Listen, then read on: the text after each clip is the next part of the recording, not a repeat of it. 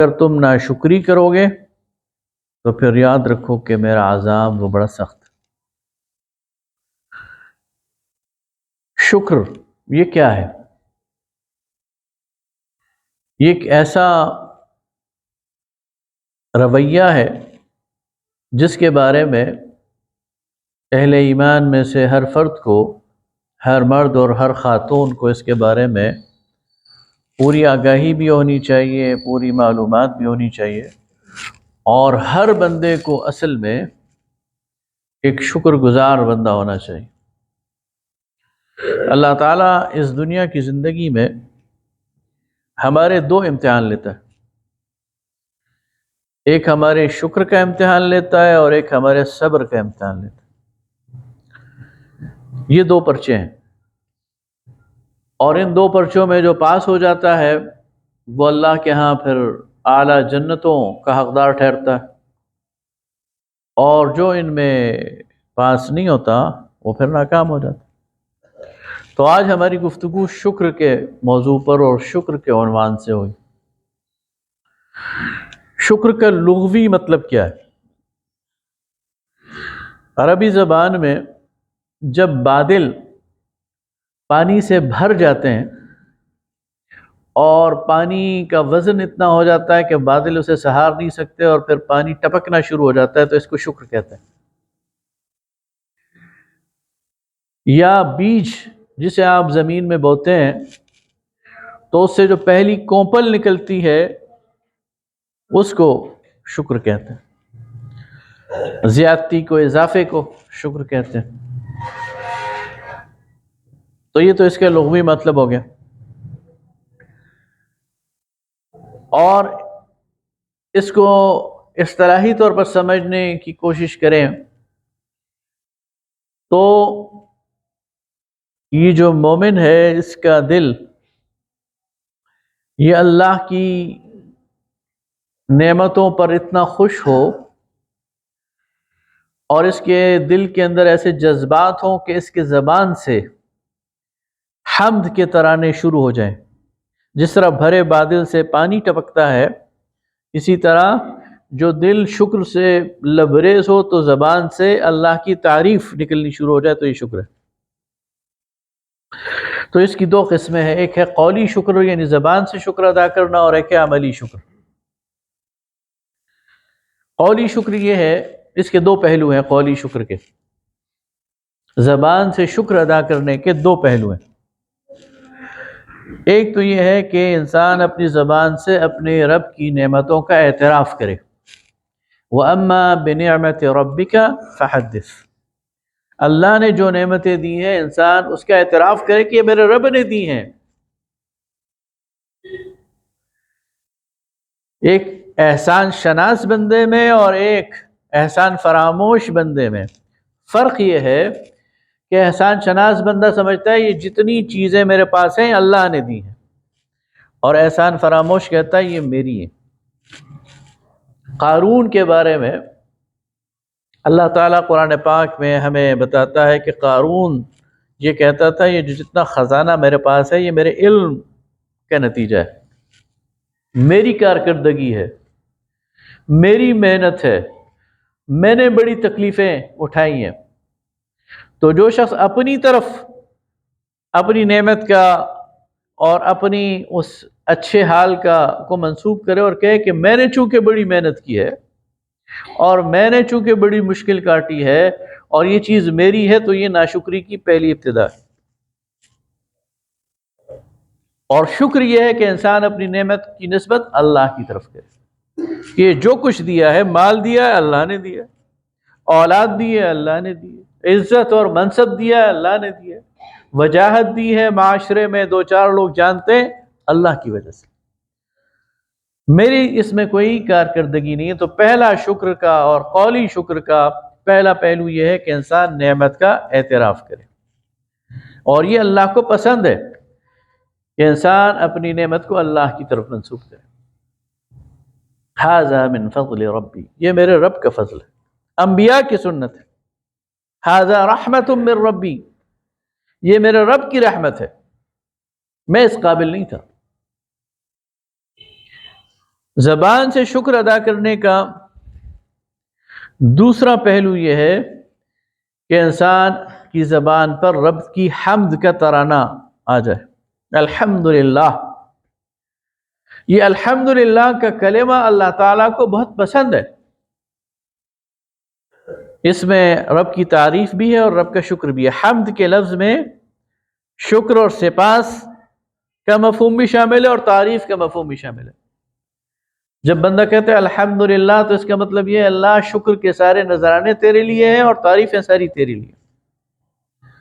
اس لیے نبی صلی اللہ علیہ وسلم نے مختلف جو دعائیں سکھائی ہیں اور مختلف اوقات کی دعائیں ہیں تو اس میں یہ الحمدللہ کا لفظ شامل ہے۔ مثلا کھانا کھانے کے بعد الحمدللہ الذی اطعمنا وسقانا وجعلنا من المسلمین،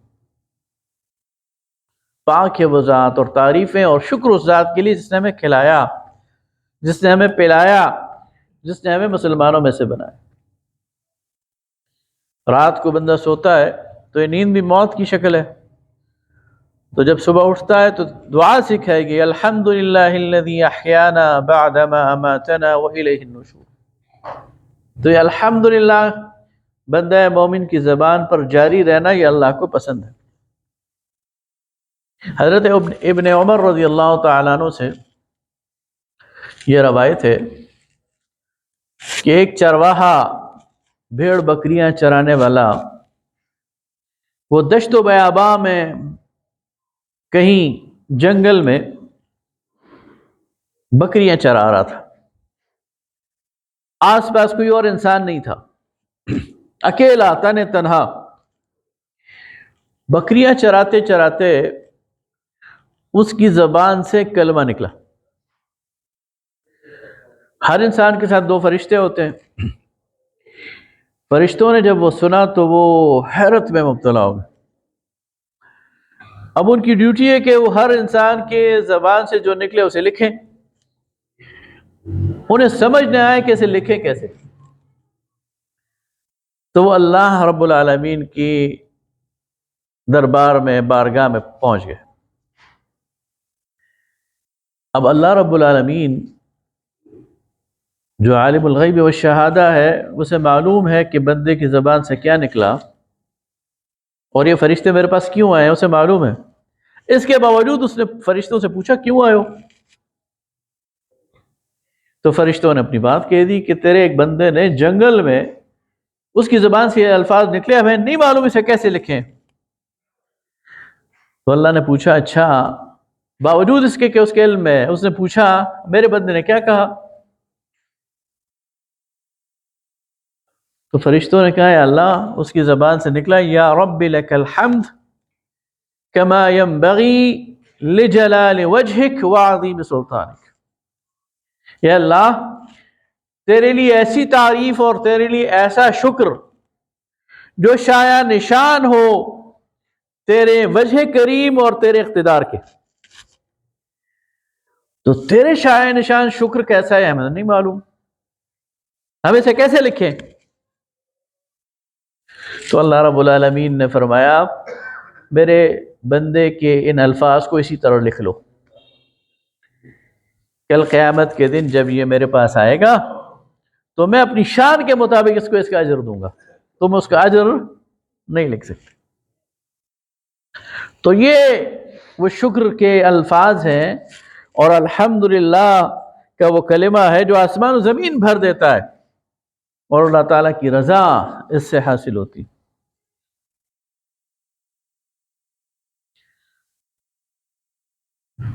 یہ شکر کا جذبہ صرف انسانوں میں نہیں ہے، یہ تمام مخلوقات میں اللہ تعالیٰ نے ودیت کیا ہوا۔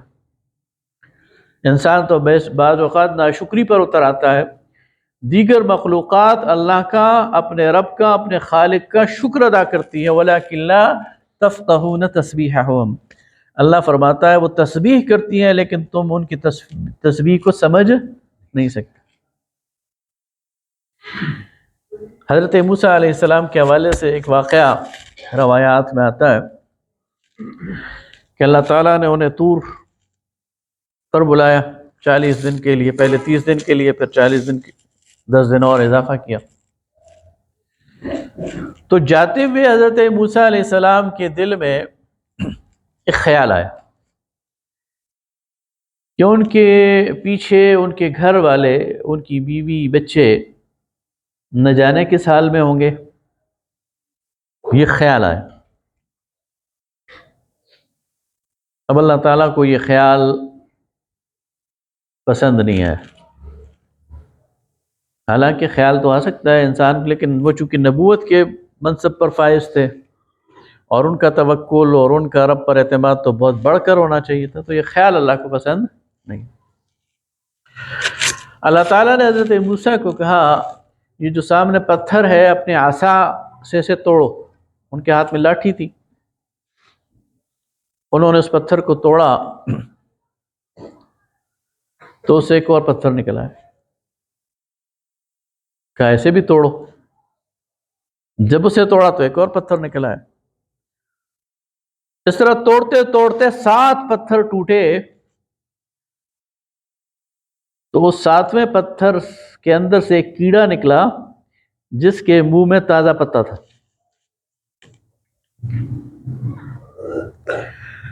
پھر اللہ تعالیٰ نے کہا موسیٰ سنو یہ کیا کہہ رہا ہے. ہر مخلوق کی زبان ہے. اللہ تعالیٰ نے حضرت موسیٰ کی سماعت کو اتنا تیز کیا کہ اس کی بات سن سکے، تو وہ کہہ رہا تھا سبحان من یرانی، پاک ہے وہ ذات جو مجھے اس 7ویں پتھر میں بھی دیکھتی ہے. وَيَعْرِفُ مَكَانِي، اسے معلوم ہے کہ میرا مکان، میری جگہ کون سی ہے. وَيَسْمَعُ كَلَامِي، اور میری گفتگو سن رہی ہے. وَيَذْكُرُنِي وَلَا يَنْسَانِي، اور مجھے یاد رکھے ہوئے اور مجھے نہیں بھولاتے.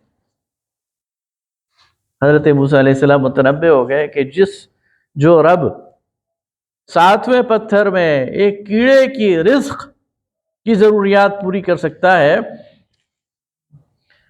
وہ میرے لیے کیوں نہیں پوری کرے گا.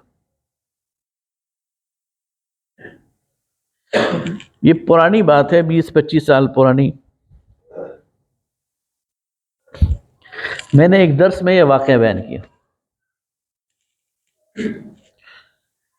تو بہت سارے لوگ بیٹھے ہوئے تھے اور ذہن میں بہت سارے خیال آتے ہیں لوگوں کے.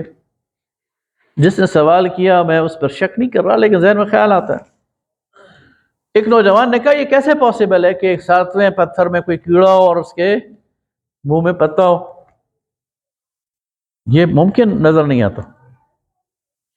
تھوڑی دیر کے لیے میں بھی کھٹک گیا کہ اب اسے میں کیا دلیل دوں، لیکن 1 سیکنڈ نہیں گزرا تھا کہ وہیں موجود ایک بزرگ نے کہا میں گواہی دیتا ہوں. اور پھر انہوں نے بتایا نوشہرہ کا کہ میں نماز پڑھ رہا تھا ظہر کی، اور ایک ترکھان قریبی ایک اس میں کام کر رہا تھا. تو نماز کے بعد وہ آیا اور اس نے مولوی صاحب کو متوجہ کیا،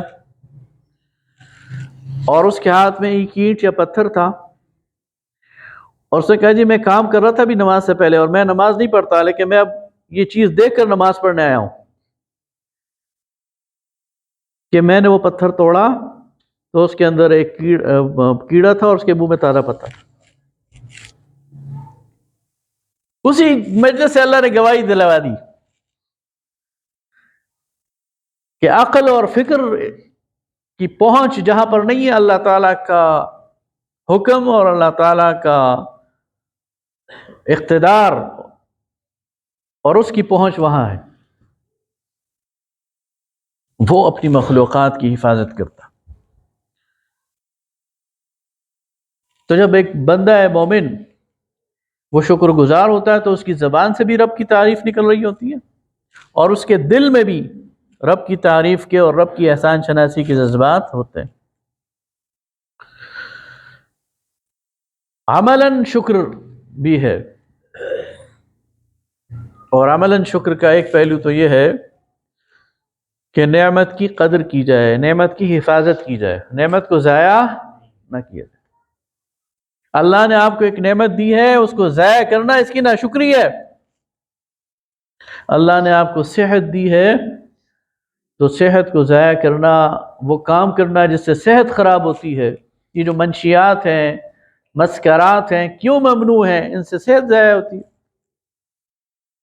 ہر وہ کام جس سے صحت پر کی تباہ ہو وہ حرام ہے اور وہ ناشکری ہے، اس لیے کہ صحت بہت بڑی دولت ہے۔ اسی طرح اللہ نے کسی کو مال دیا ہے تو اس مال کا ضائع کرنا یہ ناشکری ہے، مال کا اسراف، مال کی تبذیر، اس سے منع کیا گیا۔ مال کو غلط طریقے سے لوٹانا، خرچ کرنا، ضائع کرنا، یہاں تک کہ اللہ تعالیٰ فرماتا ہے، یعنی یہ جو یتیم ہے نا، یتیم، اس کے مال کی حفاظت اس کے ولی کے ذمہ ہے۔ اب ولی کے پاس یتیم کا مال بطور امانت ہے، تو اللہ تعالیٰ فرماتا ہے یتیم کو اس کا مال واپس اس وقت کرو جب یہ اس مال کو ہینڈل کرنے اور برتنے کے قابل ہو جائے۔ ایسا نہ ہو کہ وہ اس مال کو برتنے کے قابل نہ ہو اور تم اس کے حوالے کر دو اور ضائع کر دے۔ تو فرمایا لا تؤتوا السفهاء اموالکم التي جعل اللہ لکم قیاما، مال اس کا ہے، لیکن ولی کو کہا جا رہا ہے کہ پہلے اس کا امتحان لو، اس کی عمر کو دیکھو، اس کے سن رشد کو دیکھو، اس کی صلاحیتوں کو دیکھو، پھر یہ مال اس کے حوالے کرو، اس لیے کہ یہ مال اللہ کی نعمت ہے اور اسے ضائع نہیں کرنا۔ تو پہلا عملی شکر تو یہ ہے کہ جو بھی نعمت اللہ نے دی ہے، وقت بہت بڑی نعمت ہے اللہ کی، اور آپ دیکھیں ہم وقت بے تحاشا ضائع کرتے ہیں۔ کسی دن ایک دن آپ بیٹھ کر میں اپنے 24 گھنٹے کا آڈٹ کر لیں، صرف 24 گھنٹے میں کتنا سوئے، کھانے پینے میں کتنا وقت گزارا، مصروفیات میں، گپ شپ میں کتنا وقت گزارا، اور کسی پازیٹیو کنسٹرکٹیو کام میں کتنا وقت گزارا، تو آپ کے سامنے کلئی کھل جائے گی۔ پچھلے دنوں ہو گیا، اس کا کچھ عرصہ ہو گیا، ایک رپورٹ آئی تھی، سروے رپورٹ۔ ہمارے ہاں ورکنگ آورز 8 گھنٹے ہوتے ہیں نا، جو ہمارے دفتری اوقات ہیں یہ 8 گھنٹے ہیں، اور یہ بات جب میں نے ایک جگہ کہی تو ہمارے چند دوست ناراض ہو گئے، لیکن حقیقت ہے۔ تو ایک سروے ہوا کہ پاکستان میں جو ہمارے سرکاری دفاتر ہیں، اس میں 8 گھنٹے میں عملاً کام کتنا ہوتا ہے، 8 گھنٹے میں۔ تو سروے کے مطابق ہمارے دفتری اوقات جو 8 گھنٹے ہیں، اس میں صرف 27 منٹ کا کام ہوتا ہے، باقی 7.5 گھنٹے ضائع ہوتے ہیں گپ شپ میں، اخبار پڑھنے میں۔ اچھا تم یہاں بیٹھو، میں تھوڑی دیر کے لیے آتا ہوں، میں ذرا کال سن لوں، میرا فلاں کام کر لوں، فلاں کام کر لوں۔ پچھلے دنوں یعنی پچھلی گورنمنٹ میں خیبر پختونخوا میں یہ نوٹیفیکیشن آیا کہ نماز ظہر کا وقفہ ہوگا، تو ظہر کا ٹائم 1:15 بجے رکھا گیا، تو نماز کے لیے 15 منٹ چاہیے نا، یا چلو 20 منٹ 25 منٹ۔ عملاً 12:30 بجے کے بعد کام رک جاتا تھا کہ بھئی ظہر پڑھنی ہے، اور پھر 2 بجے تک نماز پڑھ رہے ہیں، وہ جا رہا ہے، وہ آ رہا ہے، وہ وضو کر رہا ہے، وہ فلاں کر رہا ہے، وہ فلاں کر رہا ہے، پبلک منی، پبلک ٹائم، وقت بے تحاشا ضائع کرتے ہیں، وقت کی تو احساس ہی نہیں ہے، حالانکہ اللہ تعالیٰ کی نعمت ہے۔ اور اس وقت کا پوچھا جائے گا، لیکن ظاہر ہے کہ مفت ملا ہوا ہے، ہر ایک کو ملا ہوا ہے، کسی کو کوئی احساس نہیں ہے۔ تو پہلی بات تو یہ ہے کہ نعمت کی قدر اور حفاظت، اور دوسری عملی شکر گزاری یہ ہے کہ اس نعمت کا جائز استعمال۔ اللہ تعالیٰ نے جو بھی نعمت دی ہے اس کے ناجائز استعمال پر پابندی لگائی۔ 2 اصطلاحیں ہمیں قرآن پاک میں ملتی ہیں، ایک ہے اسراف، ایک ہے تبذیر۔ اسراف بھی فضول خرچی کو کہتے ہیں، تبذیر بھی فضول خرچی کو کہتے ہیں، لیکن اس میں فرق ہے، اور یہ دونوں ناجائز ہیں۔ اسراف کا مطلب یہ ہے کسی جائز کام پر ضرورت سے زیادہ خرچ کرنا، یعنی ایک جائز کام 1000 روپے میں ہوتا ہے تو وہ 1100 روپے میں کرنا یہ منع ہے، وہ 100 روپے آپ نے ضائع کر دیا۔ ہم شادیوں میں، ولیموں میں، باراتوں میں، فنکشنز میں جو پیسہ لٹاتے ہیں یہ اسراف ہے۔ کسی کو کھانا کھلانا جائز ہے، لیکن اگر وہ آپ تقریب 1000 میں، 2000 میں، 10,000 میں کر سکتے ہیں، اس پہ 1,00,000 خرچ کرنا یہ ناجائز ہے، اللہ پوچھے گا، ضائع کرنا ہے۔ اور تبذیر کہتے ہیں کسی ناجائز کام پر 1 پیسہ بھی خرچ کرنا یہ ناجائز ہے، اس میں مال کی حد نہیں ہے، 1 پیسہ بھی ناجائز کام پر خرچ کرنا یہ تبذیر ہے۔ اور فرمایا ان المبذرین کانوا اخوان الشیاطین، مبذرین شیطان کے بھائی ہیں، شیطان کے راستے پر مال لگانا یہ حرام ہے، اور یہ نعمت کو ضائع کرنا ہے، اور اللہ تعالیٰ اس کے بارے میں پوچھے گا۔ اسی طرح جو ہدایت اللہ تعالیٰ نے دی ہے یہ بھی نعمت ہے، اور اس نعمت ہدایت کے بارے میں بھی ہمیں ایک تو اللہ کا شکر ادا کرنا چاہیے۔ ہم جس علاقے میں، جس خطے میں ہیں، اگر اس پورے خطے کو دیکھا جائے، جنوبی ایشیا، یہاں اسلام تو باہر سے آیا ہے نا،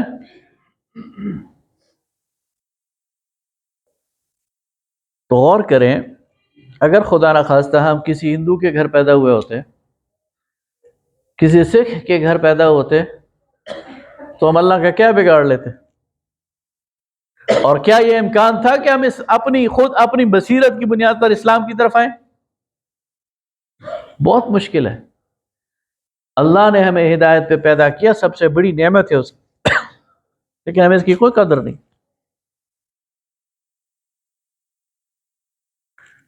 تو اس ہدایت کی کبھی اللہ کا شکر ادا کرنا کی بہت بڑی نعمت دی ہے، اور اللہ تعالیٰ نے اس کو بطور احسان گنوایا ہے، اس کے علاوہ کسی نعمت کا احسان نہیں جتلایا سوائے اس کے کہ اللہ نے ہدایت دی۔ اور پھر جو لوگ اس ہدایت سے محروم ہیں ان تک یہ پہنچانا یہ ہماری ذمہ داری ہے، اور یہ اس نعمت کا تقاضا ہے۔ یہ موضوع انشاءاللہ اگلی جمعے تک بھی جاری رہے گا، اس میں اور چند پہلو ہیں وہ بات کریں گے اس پر۔ آخر میں 1-2 باتیں اور کہہ کے تو اپنی بات کو ختم کروں گا۔ آپ دیکھ رہے ہوں گے کہ آج کل بین الاقوامی حالات میں گزشتہ سال اکتوبر اسرائیل نے جو غزہ پر چڑھائی کی تھی، اور پھر 1.5 سال تک وہ جنگ جاری رہی، اور اس جنگ نے پوری دنیا کو ایکسپوز کر دیا۔ اس جنگ نے سارے نقاب نوچ لیے، مسلم حکمرانوں کے نقاب نوچ لیے، منافقت واضح کر دی، اور دوسری طرف استقامت کے بہت بڑے بڑے پہاڑ ہمارے سامنے آئے۔ حماس کے نوجوان، ان کی لیڈرشپ، ان کی خواتین، ان کے بچے، انہوں نے جس استقامت کا مظاہرہ کیا، جس قربانی کا مظاہرہ کیا، شہادت کو گلے لگایا، اپنے گھروں کو مسمار کرایا، لیکن کھڑے رہے، ڈٹے رہے، مقابلہ کیا۔ بالآخر اسرائیل ان کے ساتھ جنگ بندی پر مجبور ہوا، اور جنگ بندی پر کیوں مجبور ہوا؟ کہ اس نے یہ تسلیم کر لیا کہ ان کو ہرایا نہیں جا سکتا، ان کو دبایا نہیں جا سکتا، ان کو ختم نہیں کیا جا سکتا، ان کو ملیامیٹ نہیں کیا جا سکتا۔ جب قضیہ شروع ہوا تھا 150 اسرائیلی حماس کی قید میں تھے، وہ ایک قیدی نہیں چھڑا سکا، اس ساری بمباری کے باوجود، اس سارے ظلم کے باوجود۔